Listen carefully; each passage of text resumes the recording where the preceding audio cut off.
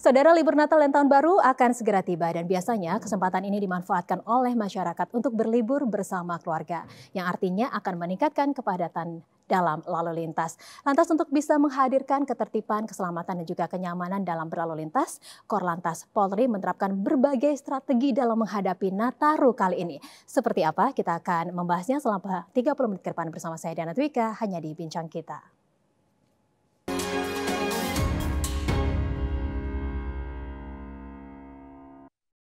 Baik Pak, selamat pagi. Apa kabar Bapak? Alhamdulillah baik. Sehat selalu ya Bapak ya. Apalagi menjelang Tahun Baru dan juga perayaan Natal ini pasti kinerjanya akan semakin berat nih ya Pak ya.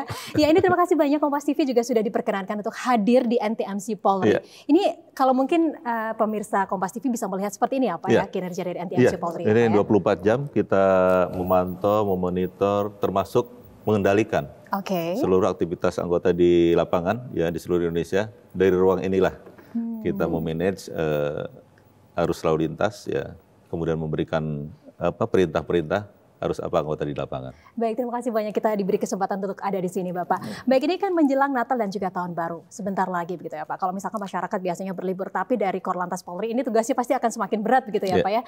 Kalau biasanya di penghujung tahun selalu ada operasi lilin, bagaimana dengan persiapannya di tahun ini Pak? Ya persiapan kita sudah sejak awal ya, sejak 2 bulan yang lalu kita sudah melaksanakan survei, baik itu di arteri, jalan arteri, Pantura, Tengah, Selatan, Selatan-Selatan, kemudian di ruas jalan tol, kemudian di penyeberangan, ya, dan di ruas-ruas jalur wisata. Ini menjadi target kita untuk pengamanan Nataru tahun ini. Karena tahun ini ada peningkatan yang ya 2,80% lah dari tahun lalu. Masyarakat Indonesia akan melakukan perjalanan, ya, baik itu perjalanan wisata, kemudian mudik, kemudian beribadah, maupun perjalanan rutin, ya, pekerjaan. Nah, ini kita harus antisipasi. Semua ini kita persiapkan mulai dari kemarin rapat-rapat koordinasi dengan seluruh stakeholder. Nanti kita akan melakukan simulasi, tactical floor game, pokoknya kesiapan ini sudah kita matangkan dan ini kita harus bersinergi dan berkolaborasi dengan seluruh stakeholder pemangku kepentingan yang ada. Iya, ini peningkatan kepadatan lalu lintasnya 2,80% ini cukup signifikan sekali. Ini biasanya kebanyakan adalah penggunaan kendaraan pribadi ya Pak ya? Ya, kalau lihat survei itu terbanyak menggunakan kendaraan pribadi, kemudian sepeda motor, baru angkutan umum. Oke, Pak, sejauh ini dari pengalaman-pengalaman yang sudah ada di tahun-tahun lalu, seperti apa Pak tingkat-tingkat kerawanan yang harus diantisipasi oleh masyarakat, apalagi jika ditinggal untuk bepergian? Dari ketertiban, keamanan, dan juga kelancaran lalu lintas, ini ancamannya seperti apa yang harus kita antisipasi? Jadi kita sudah membuat prediksi ya, atau memitigasi kerawanan-kerawanan yang mungkin timbul nanti pada saat liburan selama Natal maupun Tahun Baru. Setidaknya ada di bidang lalu lintas ini ya Mbak Diana, ada 3 klaster yang harus kita perhatikan. Yang pertama di ruas jalan tol. Ya. Di ruas jalan tol ini masih ada beberapa titik yang potensial terjadi kemacetan. Kemudian ada beberapa titik juga yang potensial ini rawan kecelakaan. Ini sudah kita mapping, ya, sudah kita inventarisir titik-titik mana saja, dan sudah kita siapkan personil maupun CB-CB yang akan kita lakukan.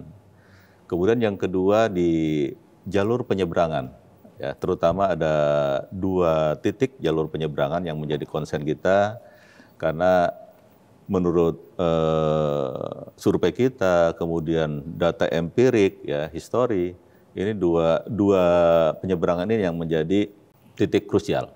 Yang pertama Merak Bakauni.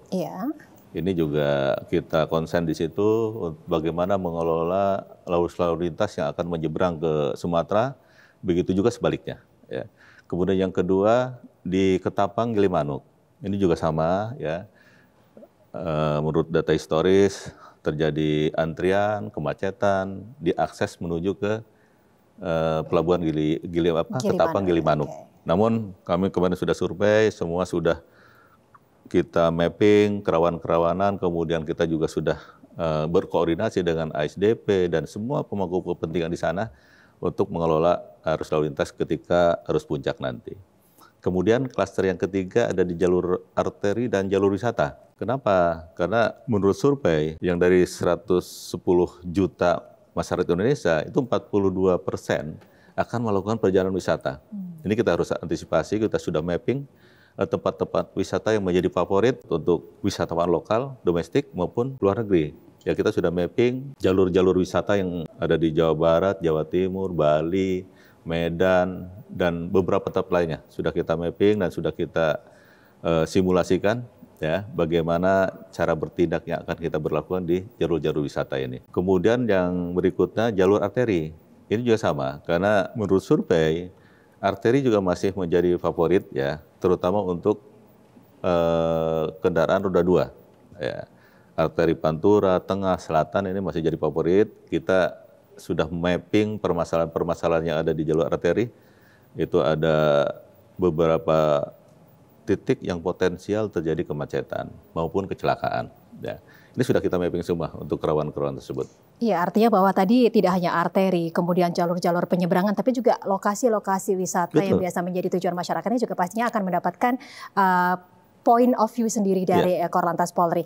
Lantas ini juga bagaimana dengan cuaca ekstrim? Ini adalah hal yang menjadi ancaman yang harus diantisipasi oleh masyarakat. Bagaimana Polri mempersiapkan ini, Pak? Betul, jadi sesuai dengan prediksi dari BMKG ya, di akhir tahun ini ada kemungkinan terjadi cuaca ekstrim. Ada awan dari Siberia, kemudian dari Afrika Selatan, dari Afrika, ini akan menuju ke perairan Indonesia. Sehingga ini mungkin akan berpengaruh terhadap pertama penyeberangan. Kemarin beberapa hari lalu sempat ditutup penyeberangan 4 jam, dampaknya kemacetan. Ini perlu kita antisipasi nanti pada saat selama libur Natal dan Tahun Baru. Kemudian di jalur-jalur arteri juga ada beberapa titik-titik kerawanan, baik itu banjir maupun tanah longsor. Ini sudah kita mapping semua ya, dan kita sudah berkoordinasi dengan seluruh stakeholder untuk menangani cepat apabila terjadi bencana akibat cuaca ekstrim ini. Ini sudah kita mapping semua, Pak. Baik, kita ingin mengetahui juga lebih jauh lagi seperti apa strategi-strategi yang saat ini sudah dipersiapkan oleh Korlantas Polri dalam operasi lilin. Kita akan bahas di segmen selanjutnya, Pak Aan. Dan saudara jangan kemana-mana karena bincang kita akan segera kembali sesaat lagi. Tetaplah bersama kami.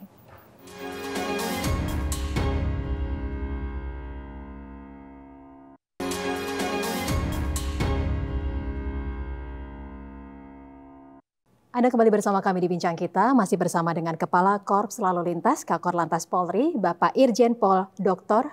Andes Aan Suhanan MSI. Bapak tadi di segmen 1 sudah dijelaskan apa saja ancaman berlalu lintas gitu ya Pak dalam libur Natal dan juga Tahun Baru ini. Lantas apa saja strategi-strategi yang saat ini sudah disiapkan oleh Korlantas Polri dalam menghadapi itu semua Bapak? Ya, jadi setelah kita mengetahui potensi-potensi kerawanan ya, tadi di 3 klaster ya, kalau kami klaster itu di tol, penyeberangan, arteri dan wisata. Tentu kita sudah mempersiapkan beberapa strategi yang akan kita lakukan ya. Ini juga berdasarkan hasil kajian ya.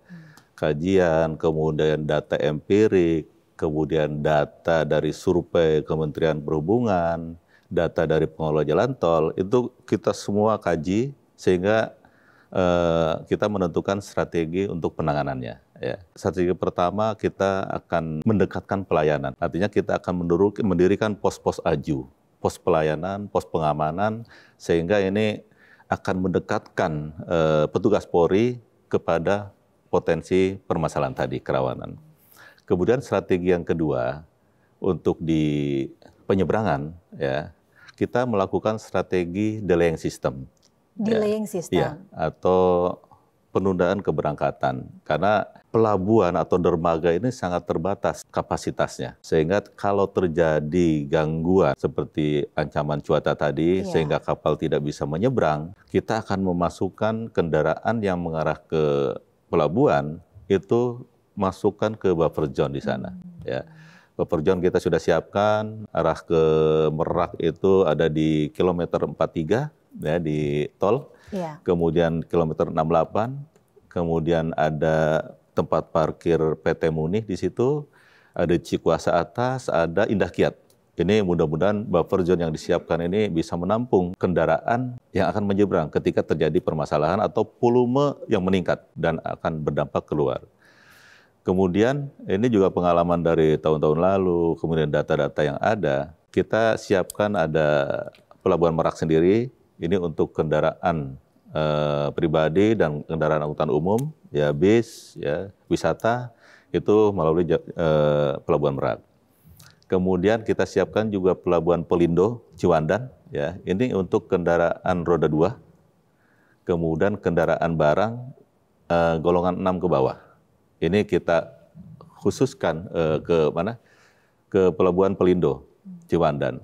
Kemudian kita siapkan juga Pelabuhan BBJ yang ada di Bojonegara. Itu ada di exit tol Cilegon Timur ke kanan, ya menuju ke BBJ. Ini dikhususkan untuk kendaraan angkutan barang sumbu 3 ke atas atau golongan 7 ke atas.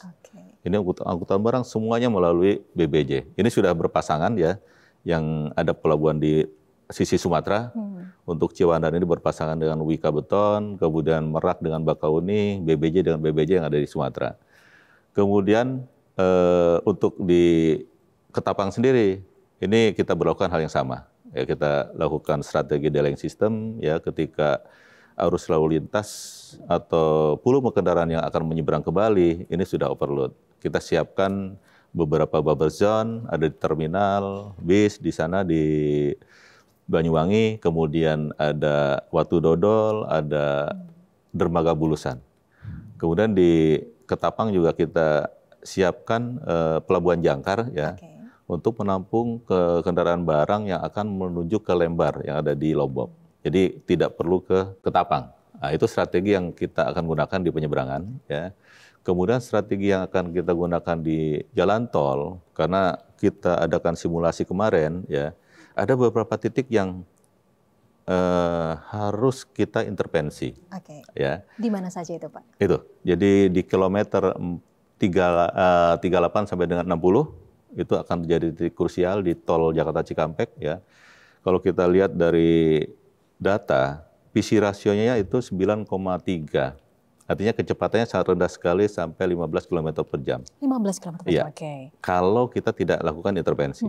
Sehingga kita lakukan strategi untuk jalan tol ini yang pertama pembatasan.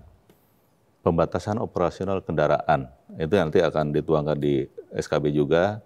Khusus untuk kendaraan barang sumbu 3 ke atas, ini tidak bisa beroperasional selama libur Natal Tahun Baru. Ya. Kemudian kita juga melakukan strategi penambahan kapasitas jalan yang kita kenal dengan kontraflow. Ya. Itu di ruas 38 sampai 60, 60 sampai 70 kilometer Jakarta Cikampek, kita akan melakukan penambahan kapasitas jalan dengan kontraflow. Mulai 1 lajur, kemudian 2 lajur, maksimal 3 lajur. Karena kita memberi kesempatan kendaraan dari arah Bandung tetap bisa melalui tol Jakarta Cikampek. Ya. Kemudian di kilometer 110 Cipali juga ini ada penyempitan. Ya. Kita juga sudah siapkan beberapa titik yang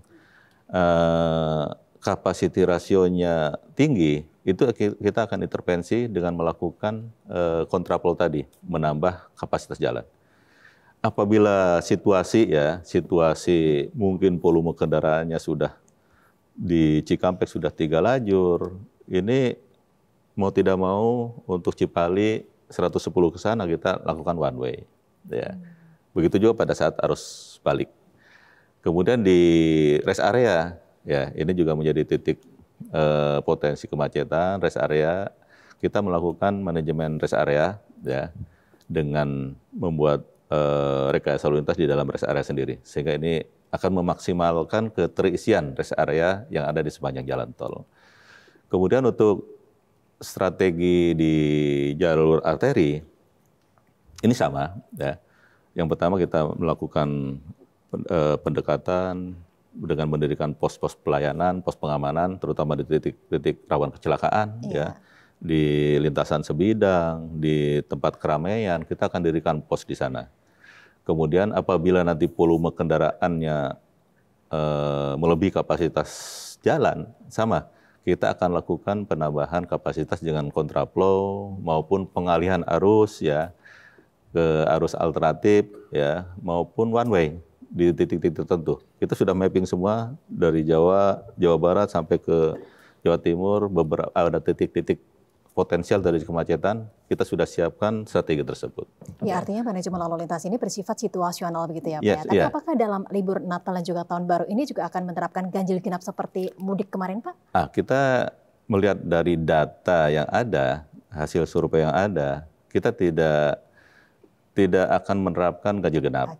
Ya, karena dengan intervensi membatasi kendaraan angkutan barang 3 sumbu ke atas, itu kapasiti PCR-nya itu sudah 0,6. Artinya ini udah moderat, kecepatannya udah 40 km per jam. Artinya kita anggap bahwa intervensi yang kita lakukan itu hanya pembatasan kendaraan barang sumbu 3 ke atas. Baik, Pak, yang pasti kita juga ingin mengetahui bagaimana kesiapan dari personil Korlantas itu sendiri dan juga ini apakah ada pembaruan yang dibawa Pak dalam operasi lilin kali ini dari sisi teknologinya. Kita akan bahas di segmen selanjutnya. Dan saudara jangan kemana-mana karena bincang kita akan segera kembali sesaat lagi. Tetaplah bersama kami.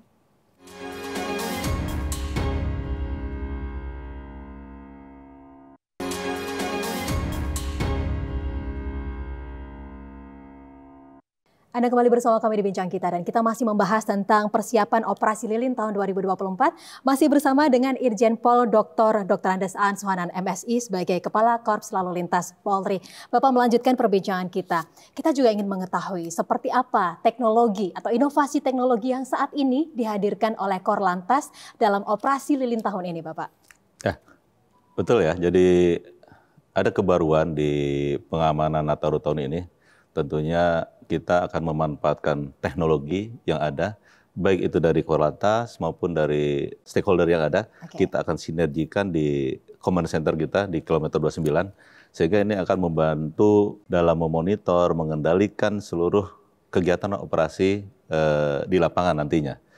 Yang pertama, tahun ini kita di samping ada teknologi traffic counting dari GID teman-teman jasa marga itu untuk menghitung kendaraan per jam, memberikan notifikasi kapan kita harus melakukan kontraflow, one way atau rekayasa lalu lintas lainnya. Kemudian kita juga sekarang di operasional anggota di lapangan dengan teknologi K3I. K3I. Kita akan bisa langsung memerintahkan anggota ketika terjadi permasalahan lalu lintas ya. Kita akan bisa memantau di titik-titik mana saja anggota seluruh Indonesia ini kegiatan operasi Nataru tahun ini ya. Sehingga kita akan mudah mengendalikan, akan mudah memerintahkan, akan cepat datang ke TKP. Ini dari ruang command center inilah kita akan kendalikan aplikasi K3 ini. Kemudian kita juga dibantu oleh teman-teman dari Kementerian Perhubungan, ada traffic counting ya di arteri, kemudian sepanjang jalur Pantura. Ini untuk menghitung berapa kepadatan yang ada di arteri. Sehingga kita tidak mungkin mengalihkan arus lalu lintas ke arteri ketika arteri sendiri padat. Ya. Ini kita dibantu oleh teknologi dari teman-teman Kementerian Perhubungan. Kita akan bisa memantau ya berapa PC rasio yang ada di arteri ini. Kemudian di rest area sendiri ya kita sudah memasang traffic counting juga ya akan disampaikan di PMS ya berapa kapasitas yang masih tersedia untuk parkir. Jadi kalau parkir sudah penuh itu masyarakat tidak perlu masuk karena sudah tidak ada tempat lagi untuk parkir. Kemudian kita juga di beberapa pintu masuk ya kita memasang SMS blast ya ini untuk memberikan informasi kepada masyarakat ya jalur mana yang harus kita lalui atau sedang dilakukan kegiatan apa di depan itu kita informasikan kepada masyarakat melalui SMS blast yang kita punya maupun WA official yang kita punya. Ini nanti masyarakat akan dapat informasi up to date ya terkait dengan jalur yang harus dilalui. Kemudian kita juga sudah memasang kamera etle ya di beberapa pintu masuk tol maupun arteri. Ini untuk melakukan penindakan terhadap pelanggaran terutama ya pelanggaran terkait dengan larangan angkutan sumbu 3 ke atas untuk beroperasi. Tinggal capture etle nanti suratnya datang ke perusahaannya. Ini beberapa teknologi yang akan memudahkan kita untuk mengendalikan operasi ya sehingga dinamika operasi yang kita lakukan itu betul-betul berbasis data yang ada. Iya. Baik, datanya artinya akan lebih aktual, akurat dan juga faktual. Betul, ya, betul. Ya. Lantas Pak, ini berapa banyak personil dan juga satuan tugas yang akan diterjunkan di operasi lilin kali ini? Operasi lilin kali ini kita akan menerjunkan 70.350 personil Polri. Ini belum dari stakeholder yang ada dan ditambah lagi kegiatan rutin ya. Artinya sepertiga kekuatan dari kekuatan kepolisian ini akan melakukan operasi Nataru tahun ini. Artinya bahwa pengamanan lalu lintas ini juga dilakukan di wilayah-wilayah tempat-tempat beribadah ya Pak ya? Betul, jadi akses menuju tempat ibadah, kemudian teman-teman dari satuan fungsi lain, nanti ada satgas-satgas. Dari satgas lain itu juga akan melakukan pengamanan di tempat ibadah, tempat wisata, dan tempat-tempat keramaian lainnya. Jadi ada 8 satgas nanti yang kita lakukan dalam operasi lilin ini, ada satgas preventif, satgas preemptif, satgas kamseltib Carlantas, itu dari yang diawaki oleh Korlantas Polri. Kemudian ada Satgas Gakum, ada Satgas Media, Satgas Banop, banyak sekali satgas yang semua akan bersinergi dengan di internal operasi lilin sendiri, Satgas Operasi maupun dengan seluruh stakeholder yang ada. Ya, lantas apa yang menjadi imbauan Bapak dan mungkin Bapak juga ingin mengucapkan greetings kepada masyarakat Indonesia yang merayakan Natal dan juga kita akan semua merayakan Tahun Baru sebentar lagi, silakan. Yang pertama ini menurut prediksi dari BMKG ini akan ada cuaca ekstrim, terutama di akhir tahun ini, baik itu di sepanjang perjalanan ya maupun di penyeberangan. Jadi waspada akan terjadinya hal tersebut ya. Dipersiapkan betul untuk kendaraan maupun kesehatan daripada pengemudi. Kemudian ikuti terus ya informasi up to date dari media, baik itu media mainstream, televisi, media sosial maupun media yang kita punya. Kita ada NTMC ya, ada IG, ada Twitter, ada apa? Call center juga ada ya Pak ya? Call center juga ada. Call center Korlantas Polri ini ada di 1.500-669. Itu silahkan sampaikan. Kemudian kita juga akan memberikan informasi melalui SMS Blessing, melalui WA official kita. Ya, ikuti terus sehingga masyarakat bisa menentukan jadwal perjalanannya dan tahu titik-titik mana saja yang sedang terjadi permasalahan lalu lintas. Untuk yang mau menyeberang ke Sumatera, ke Bali, pastikan sudah membeli tiket. Ya. Karena ini kalau tidak bertiket, dalam radius 2 kilo itu sudah tidak bisa beli tiket lagi. Artinya tidak bisa menyeberang. Akan diberlakukan geofencing ya, di penyeberangan. Makanya jauh-jauh hari, jauh-jauh dari Merak, itu harus sudah beli tiket. Sebenarnya kami menghimbau untuk tidak menggunakan kendaraan roda 2 pada saat perjalanan jauh. Pemerintah sudah menyiapkan mudik gratis, dari KAI menyiapkan gerbong untuk mengangkut kendaraan roda 2-nya, dari Kementerian Perhubungan juga menyiapkan angkutan barangnya untuk sepeda motornya. Silahkan manfaatkan ya mudik gratis ini yang disiapkan oleh pemerintah. Ya. Apabila terpaksa itu harus disiapkan betul. Kendaraannya sehat. Kemudian kesehatannya prima, ya pastikan tiap 2 jam berhenti. Manfaatkan rest area yang sudah kita siapkan. Baik, mungkin ada yang ingin disampaikan Pak untuk masyarakat Indonesia yang akan merayakan Natal dan Tahun Baru sesaat lagi dari Korlantas Polri. Silakan Bapak. Pada kesempatan ini, saya, keluarga besar Kop Lalu Lintas Polri, mengucapkan Selamat Natal 2024 dan Tahun Baru 2025 bagi seluruh masyarakat Indonesia. Semoga damai dan sukacita Natal senantiasa menyertai kita semua. Mari kita rayakan momen spesial ini dengan penuh kebahagiaan dan rasa syukur. Korlantas Polri juga mengimbau kepada masyarakat untuk tidak melakukan konvoi, kendaraan, atau kegiatan lain yang dapat mengganggu ketertiban umum dan keselamatan berlalu lintas. Bagi masyarakat yang akan melakukan perjalanan mudik dan liburan, utamakan keselamatan dan patuhi peraturan lalu lintas. Jadikan perjalanan Anda aman, nyaman, dan berkesan. Selamat berkumpul bersama keluarga dan orang-orang tercinta. Semoga pesan dan imbauan ini bermanfaat dan dapat menciptakan suasana liburan Nataru yang aman, tertib, dan lancar. Baik, terima kasih banyak Bapak. Dan ini artinya berbagai strategi dan juga manajemen lalu lintas juga semuanya sudah disiapkan oleh Korlantas, dan kita harapkan masyarakat juga bisa menjaga ketertiban dan juga keamanan dalam berlalu lintas ya Pak ya, dan mematuhi berbagai peraturan yang ada begitu. Baik, terima kasih banyak Bapak. Kami juga mengucapkan selamat Natal dan juga Tahun Baru.